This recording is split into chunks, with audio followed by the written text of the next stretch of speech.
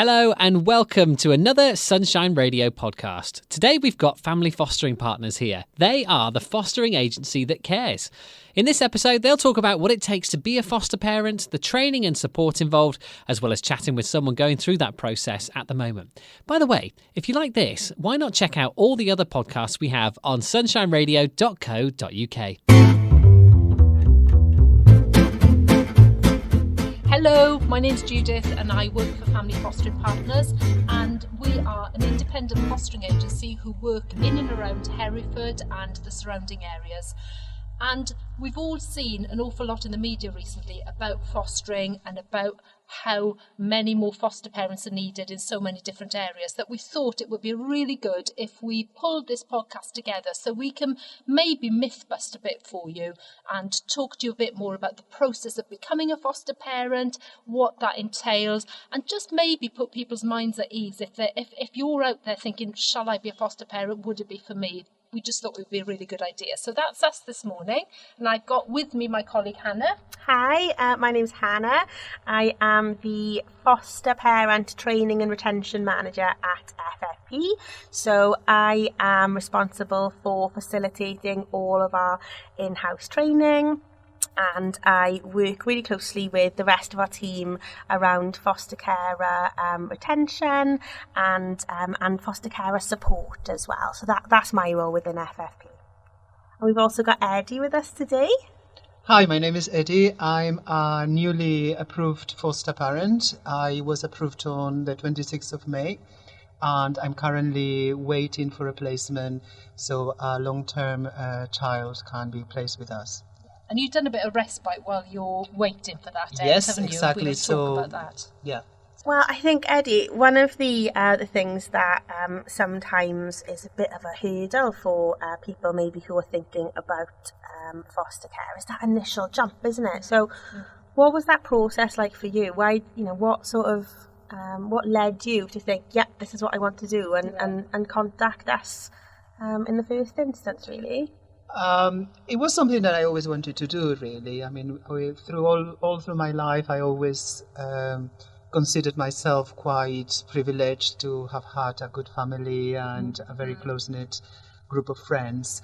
And when I finally decided to approach you, I think I was at the stage in my life where I had already done everything I really wanted to do professionally, and I was really ready for a change. So looking online at the different options that I had, such as adoption or fostering, I learned a little bit more about the process of fostering through looking at your website. Mm-hmm. And I thought that was a really, really good avenue for me, and it actually matched perfectly what I wanted to do because of all the support that is provided during the process of fostering, but also because I understood the importance of for the children to have those connections that they already have with the birth family.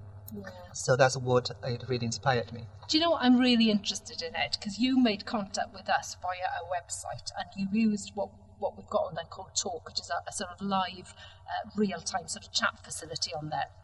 And it's usually me and one other person who mans that talk, and we man it up until I think it's midnight in the evening, that we kind of take a little break from it until the next morning. And I'm really fascinated always because talk tends to go off at key times, usually when I've just cooked my supper and we're ready to sit down and eat, and then one of us will be frantically going, talk's going, what are you doing, can you pick it up, so that we're responsive to people. What was it? Because I think you contacted us at sort of Emmerdale Farm time, in the middle of people's evening meals. What was it that made you make that contact that evening? Was there a trigger, or was it just you were very bored and thought? To be perfectly honest, Judith, I can't remember the exact time, but what I can assume is that maybe that time of the day is when one goes back home from the office or from work or whatever work people do, and is maybe will you confront yourself and your home life, and maybe you have time with your partner and you discuss things. So I guess that was the situation with me, that I was most likely at home, and that decision that had been, or that idea that had been in my head for many, many months, most likely I discussed it with my partner, and that cemented itself. And also the reason why I contacted you via chat and not on the phone, that has to deal more with me being a little bit shy. I rather talk to somebody online first than picking up the phone and having a conversation. So that tool that you had in your website, for me, was absolutely ideal, because it was personal, because I realized that I was talking to a person and not to a computer. But also it provided me with certain degree of privacy without having to obviously speak to a person on the phone. So that was the initial day, obviously, the initial contact. And that's really interesting for me to learn, because sometimes we wonder what makes it easy for people to either have that first call, because it's scary, isn't it? To pick up the phone or to go, actually, I've been thinking about this for a long time, tell me more. Because people think that once you've made that call, you're going to be pushed into something that you might think, oh, it's not for me. So we've tried to look at all of the different ways people might want to communicate with us and to make it as responsive as it can be. But it's good to know that facility helped you. Yes, it was very, very easy, and obviously I was only reassured afterwards when I started speaking to your colleagues and on the phone, and it was never ever I felt pushed into anything. Good. So it was a very reassuring process. Obviously, it was easy from the point of view that the technology is there for us to communicate. It was mentally, obviously, quite a big decision to make, but one that I had already thought about, and I had the opportunity as well to ask all the questions that I had to ask through that initial process of registering my interest. And from my point of view, it was well worth my tea getting cold, Ed, to have that conversation with you. So that's brilliant. Thank you.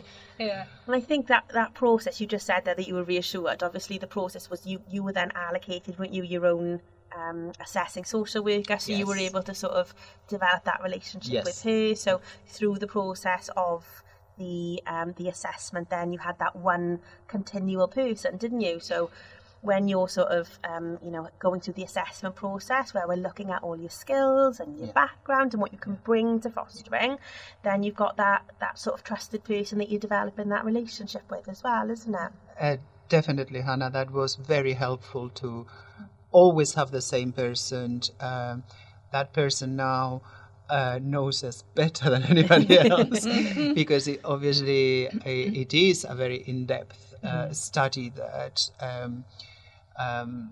everybody does about prospective foster parents, and rightly so. That is also something that really reassured me, because when I made a decision of fostering, I was a little bit nervous at the beginning, thinking, how am I going to be taking care of somebody else's child? I hope that everything is checked properly.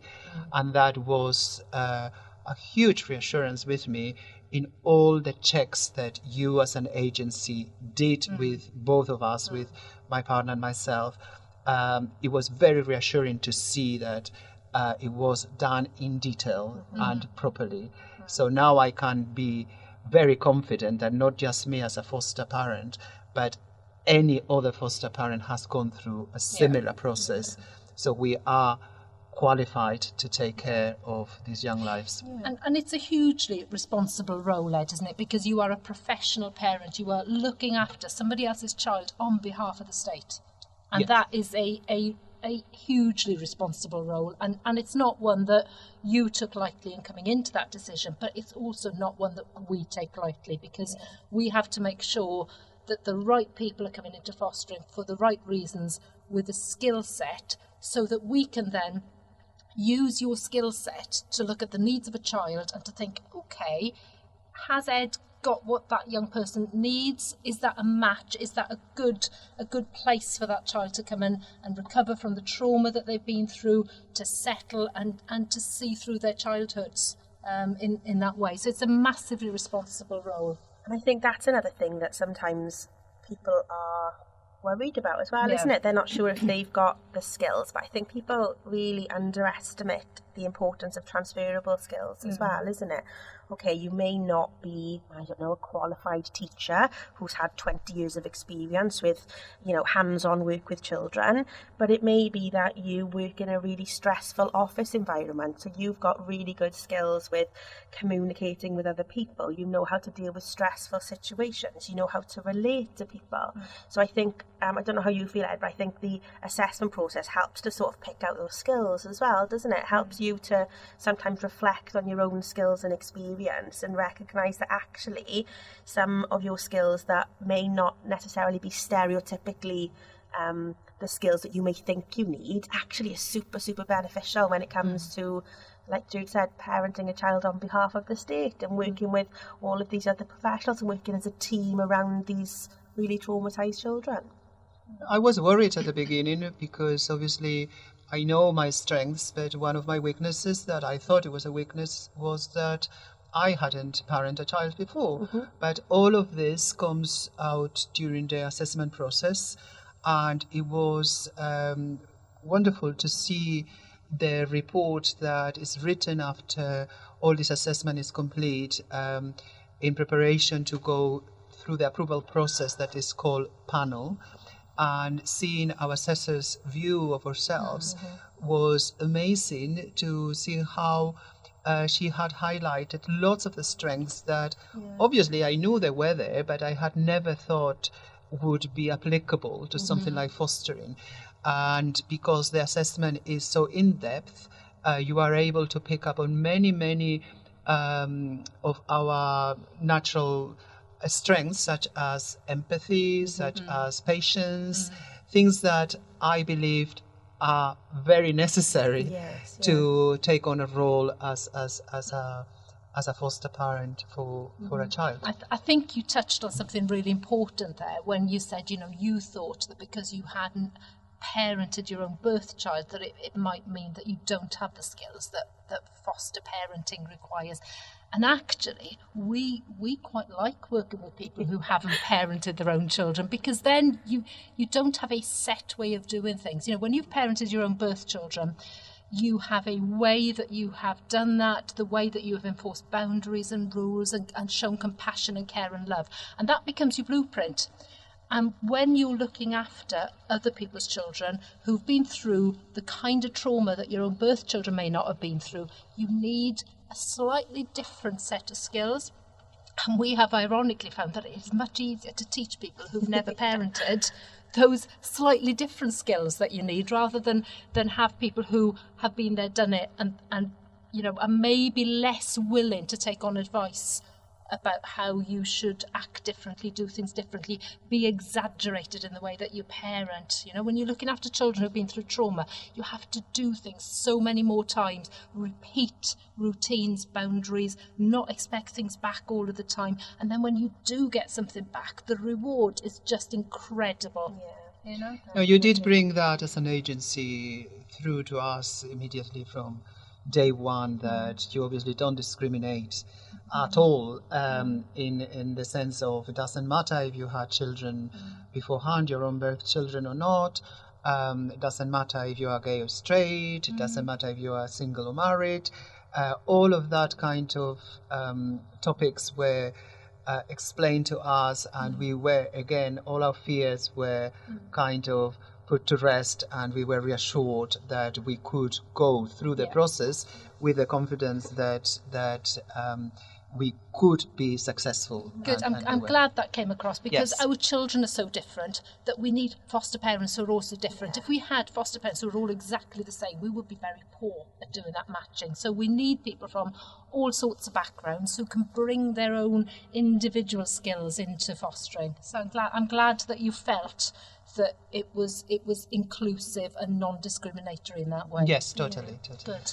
And I think it's something that we really pride ourselves on as well. Obviously, like Jude was saying, that we recognise that the parenting skills that you need, or the reparenting skills, if you like, that you need when parenting and supporting children who've experienced trauma, very, very different to your sort of stereotypical parent. adapting. So, obviously I know that you've attended quite a lot of our training and things, and the support system that goes along with that. Obviously we've got quite a robust training program, haven't we? And hopefully you felt that has been a support, I guess, with developing your skills in that area. It was absolutely amazing, the program, and again from the beginning, since we started, we learned so much about, for example, child psychology, and maybe Judith or Hannah, you want to explain something that we still remember today that we didn't really know, that is about how a child develops psychologically, and the importance of those early experiences, because that's something that I was totally unaware of, how trauma can be caused at a very, very early age. And we don't actually realize how important those first few months of anybody's life are. And that's something that, yes, the training has been very thorough and it has been amazing, and I still have to do a lot of more training. But what we have received so far has been very enlightening and amazing. Yeah, I think attachment is something that underpins all of our training, and what you were saying there about the impact of trauma. So I think over the last few years there's been far more research into the impact that trauma has on children, because I think historically people were under the impression that, the child wasn't in that bad situation for very long, therefore everything will be fine. And I think for those of us working in foster care and social care in general, we see the long-term impact of trauma. And that's because every time when a baby is born, every time you smile at a baby, every time you respond to a baby, every time you speak kindly to a baby, what happens is the neurons in the brain build little pathways, and the baby knows that they are loved. They know that someone is there to support them when they need them. They know that they are important to somebody. And because of that, the same is true for what happens if that is not happening as well. So if you've got a baby who is not being responded to, who is not seeing a smiling face, who is left crying for long periods of time, who's not being fed, then the neurons in the brain make little pathways that say, actually, I'm not deserving of love, or I am, no one is there for me when I need them. And unfortunately, those pathways then get stronger every time that message is given to that baby or to that child, and those lessons are really, really difficult to unlearn. And that's what we're doing then as foster parents, is trying to support these children to learn new things, because often we've got children who've had 2, 3, 5, 10 years of the same negative messages. And so if we are saying, don't worry, everything's fine now, often that's not enough, is it? We need consistency, and we need to be supporting children in a really attachment-focused and trauma-informed way, so that we're able to give them the best chance. And that links back, Hannah, to what I was saying about teaching people to parent therapeutically, to parent in a different way to the way that you might look after birth children who haven't been through this trauma. Definitely, yeah. So, this, when you were initially coming through the assessment process, Ed, you did, as all new applicants do, a Skills to Foster course. Was that scary? Because that would have been maybe your first experience of being in a room with people who were on the same journey as you. What was that like for you? It wasn't scary at all. I mean, I think we had 2 sessions or more online because of the COVID restrictions at the time, and then we had 2 sessions that were done in person. And no, not at all scary. It was very informative, and basically those are the type of times that I remember graphically, that I think it was you when explained those neurological connections that a baby makes, that it was a path like a traveling from A to B, and normally in a normal child is a straight line, not normal because everybody's normal, but in a child that hasn't experienced trauma is a straight line, whereas in children that have experienced trauma is a lot of roundabouts before they reach B. And our role as foster parents would be to allow them to make those connections to end that trip in that PE. So that was part of the training, one of the things that obviously many things that we were trained on. But no, it wasn't scary at all. We met with other potential foster parents. What it was very refreshing to see people who were in the same situation as we were, and to learn about the expectations and the fears, and to share experiences. So no, it was a very rewarding time. Was there any point where you thought, are we doing the right thing, when you were in the process itself? Yes, many times. Right. But not maybe what you're thinking. Every time we were exposed to other foster parents or to training or to the agency, every time that happened, we returned home and our decision was only reinforced. Oh, right, okay. Many times with my partner, we talked about it and we thought, we know we are doing the right thing. So because of everything that we were learning throughout, our initial thought was just reinforced. Everything that we thought we were there for was just agreed. And I think it's really interesting you said there, obviously, when you were seeing other foster parents as well. And I think when you do Skills to Foster, that's sort of your first introduction to that really important support network as well, isn't it? Because as well as having the support from the agency, because obviously when you came through panel, you were allocated your link worker who visits you regularly. But as well as that, we've got a community of foster carers as well, haven't we? And obviously you have, regular support groups where you meet up with these foster carers and in training and things. And I know you've maintained relationships, haven't you, with people that you met in Skills to Foster.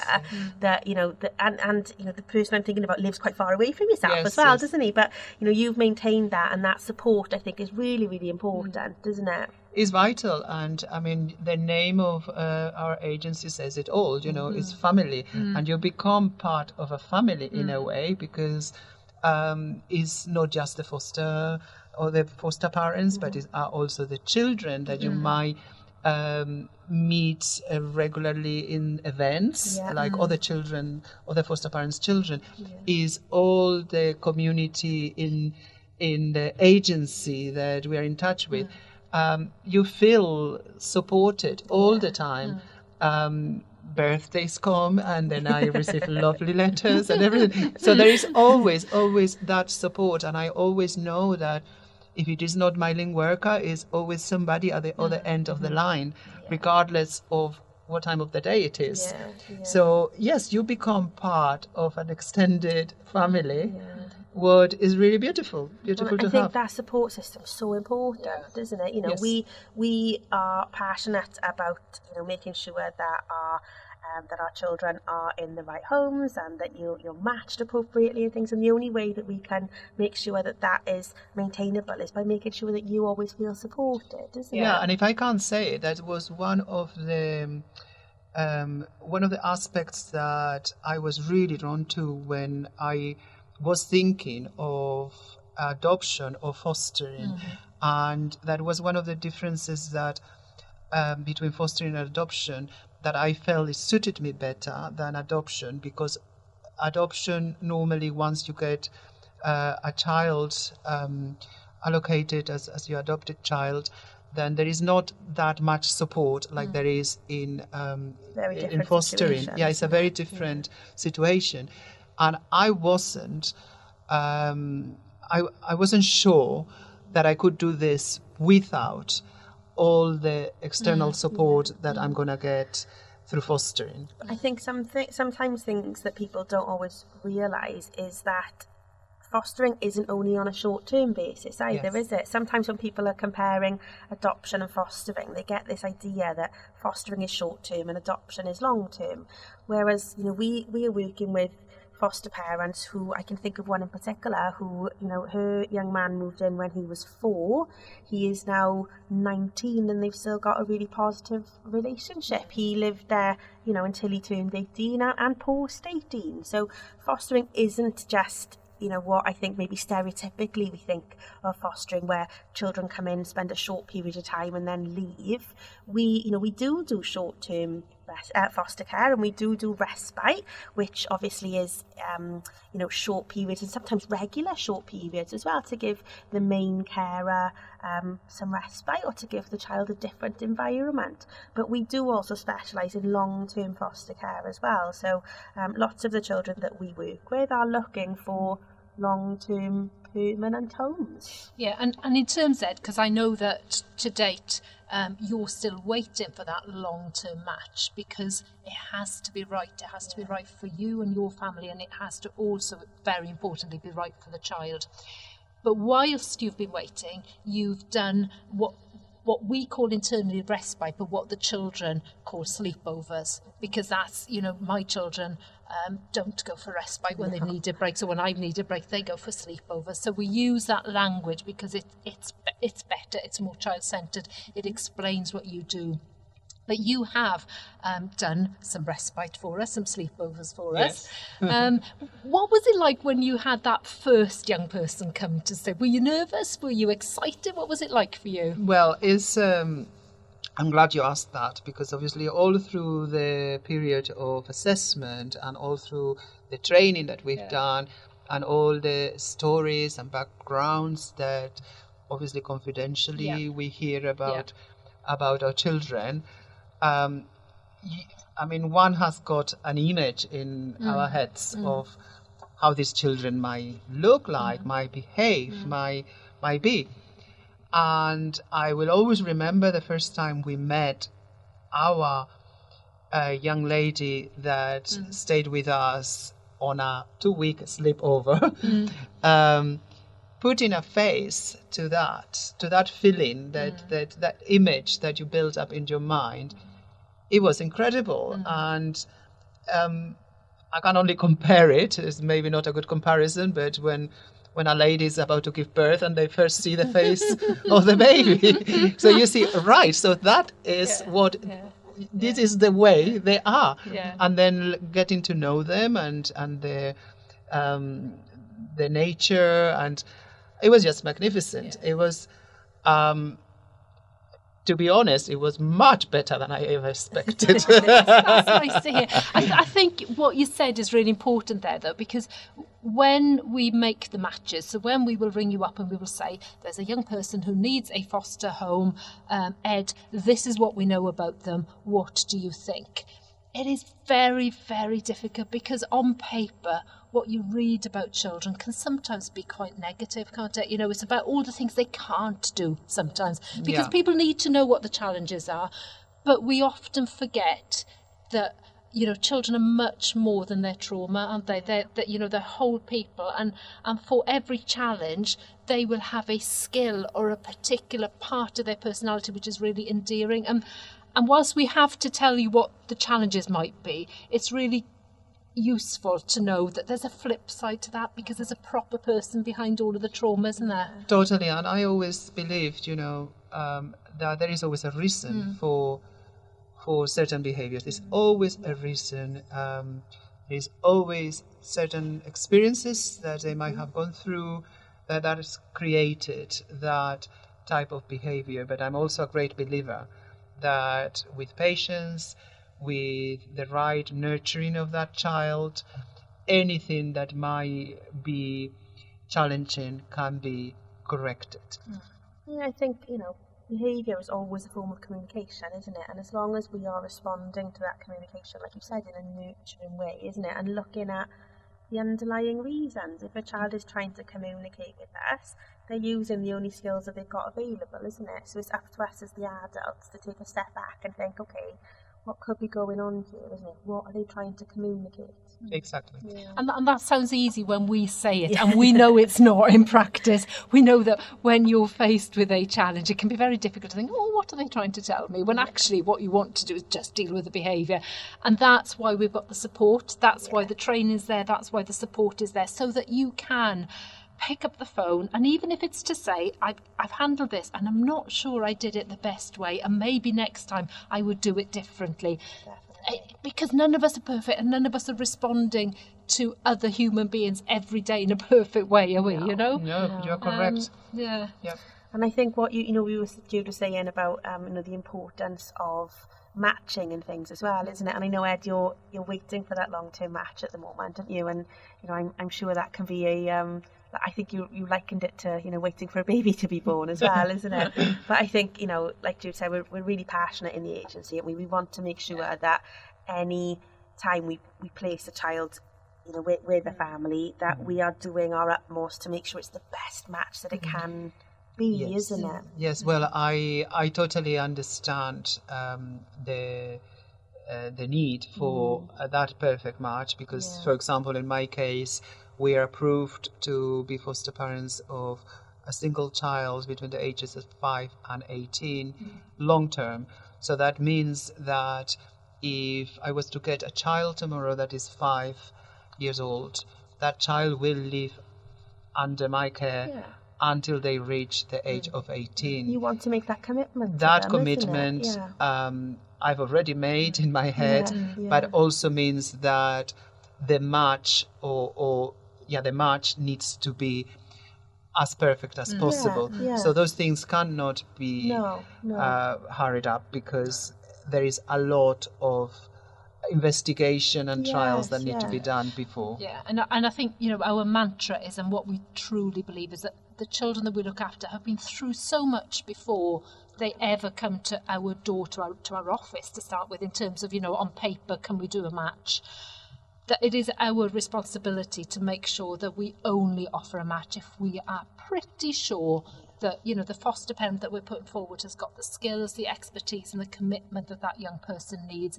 And in some ways we make no apologies for that taking a long time sometimes, if it's a long-term match that you're looking for, because it's our duty to get it right for children. And you're right. And the last thing I would want as a foster parent is to add to the trauma that child has already suffered, because may not be the right child for us. And I'm really pleased, because I know that you, Ed, have had the opportunity to look at one potential match.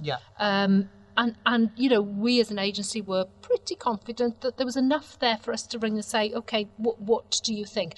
But we were also really glad that you were able to say, actually, I'm not 100% sure that that's the right thing for us, because it's important that foster parents can say, that's not right for us, as well as, oh yes, please, could you put me forward for that young person? And we will 100% always respect that as well. It's we like Judy said, we want to make sure that the best matches are there. So we will bring some to you, but it's great that we've got that relationship with our foster carers, that they can be open and honest with us and say, actually, this is what I'm worried about, and we will always respect you and support you in those decisions as well. Certainly, because it is a lot of responsibility, but it's also a lot of emotional investment which you put into taking care of a child.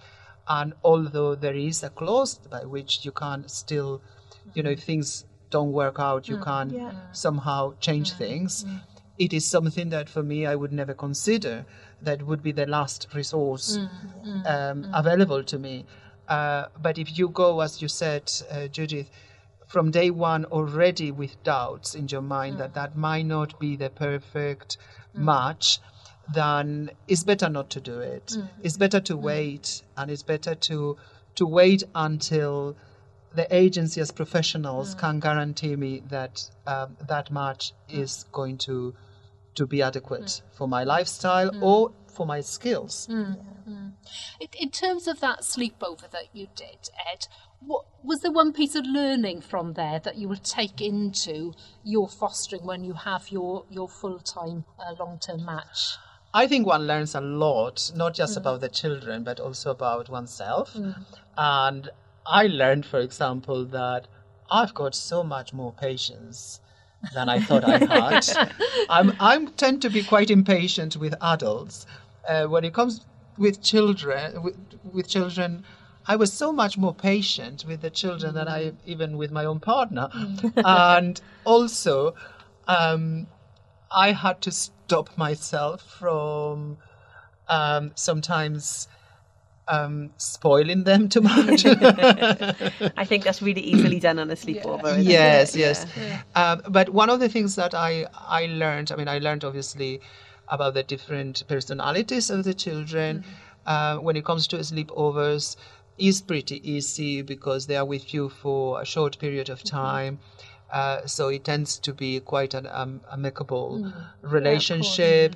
The only difficulty that I found is maybe you are not just taking care of the child, but you're also dealing with a different type of parenting, because that child is already somebody's foster child. So you have to be flexible and you have to accommodate. For example, I mean, I tend not to eat meat at home, not that I can consider myself a vegetarian, but I just hardly eat any meat. When we had our first foster child staying as a sleepover, I just gave up my being a vegan because I thought this is just too complicated, you know. So it requires a lot of flexibility, understanding, and also humor sometimes, lots of humor. Yeah, I think the humour's really, really important, isn't it? You can't definitely. underestimate how often you need to maybe just have a laugh rather than just make the stress. Yeah.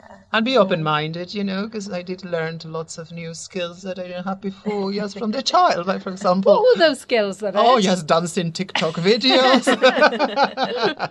All the different cartoons that are out there. Yeah. You know, I have to say, I mean, it's like a breath of fresh air, having a child coming into your home with all the different quirky ways and everything. It's absolutely because we do get magnificent. set in our ways as adults. Oh, don't definitely, we? You know, definitely. And it's quite nice to be pushed out of that sometimes. Yeah. I said, I think, as part of my application, that I didn't want to become a grumpy old man in my later years, and I think a child brings this different view of the world that I think is necessary for everybody to just keep kind of eye on what it is important in life. And for me, what is important in life is to take care of somebody and give back what maybe society has allowed me to have in terms of the strengths that I've got, that I want to pass them on to somebody and show them that the world sometimes is difficult, but it's also a magnificent place to live. Yeah. It's rebuilding people's trust and Yes, confidence totally, in adults and in humans, isn't it? Because that's often broken. Yeah, and also obviously we've talked about, you know, the support that you get, but I think what we haven't really touched on around that is, and I know you've got your link worker who you've got a really good relationship with, but you know, she was after you had your sleepover, she would have visited you and had those conversations with you, and you know, our link workers visit fortnightly, and sometimes they're speaking to you, you know, daily on times, aren't they? So did you find that beneficial, that you were able to sort of maybe debrief after your young people had gone home? Oh yes, very, very important, and especially I think when you are waiting for a long-term placement, like it's in our case, it is very important to have those conversations, because I mean, at the moment we have had 2 young ladies on sleepover, and very different personalities, and having those conversations with a link worker, and it's not comparing, but it is more than anything assessing which type of which needs, type isn't it? of needs they have, but also which type of strengths we've got that we can give to that child, and it is very, very important to have that connection with the link worker, but also I think is a magnificent service that the agency offers, because you feel always supported. Yeah. And if you were speaking to somebody who was thinking about fostering, who was kind of where you were, making that first connection with us in whatever way that would be, from your experience of going through it, what would be your advice to them, Ed? What would you say to them? It's just to go ahead. First of all, obviously, to chat with you initially, to if they have any questions, I am 100% sure that you will be able to answer them, to see if they have the skills and mostly the interest that requires to go through this path. And for some people, they might feel that they are ready to jump and to start the process of becoming a foster parent. For others, might be something that they want to consider later on, know. But for me, it was something that I always wanted to do since a very early age. But I was never courageous enough to take the first step. It required a certain kind of mental state for me to be able to make the first initial contact. It happened this year, as it could have happened maybe next year, but I am very glad that I did it. Good. And my message for them is just like contact the agency to make sure that at least you have made that first step, and so you can initiate a conversation. Because we do talk to a lot of people who are interested and might say, but I'm moving house next year, so next year will be better for us. So it is interesting to see that process from wondering about fostering to making that contact and then to coming into the assessment process. It takes people quite a long time sometimes to go from A to B to C. It does, and they obviously the assessment process is also a lengthy process because it has to be done so thoroughly, and as I explained earlier, it's such an in-depth study of a person's life that it requires time. So it's not like if I decide today to give a call, I'm going to end up with a child tomorrow. No, that takes months and months and months. And in my case, it took more or less about 7-8 months until I was approved as a foster parent from the day that I first contacted you. So it requires quite a long period of time to go through all those checks.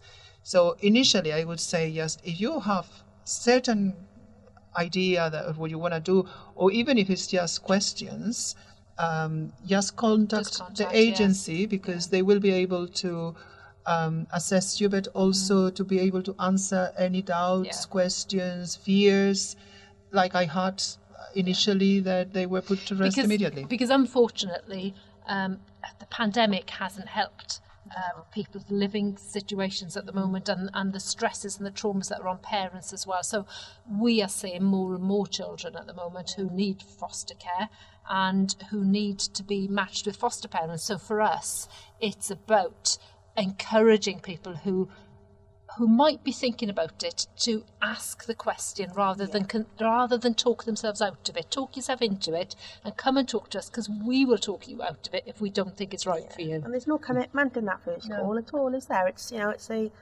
chat with you while you're watching Emmerdale, isn't it? Well, yes, it is indeed. It is. Great, thank you very much. So if you have listened to us today and you think you would like more information, or if you'd like to get in contact with us, then please check out our website, which is www.familyfosteringpartners.co.uk, or you can look for us on Instagram or Facebook, Family Fostering Partners.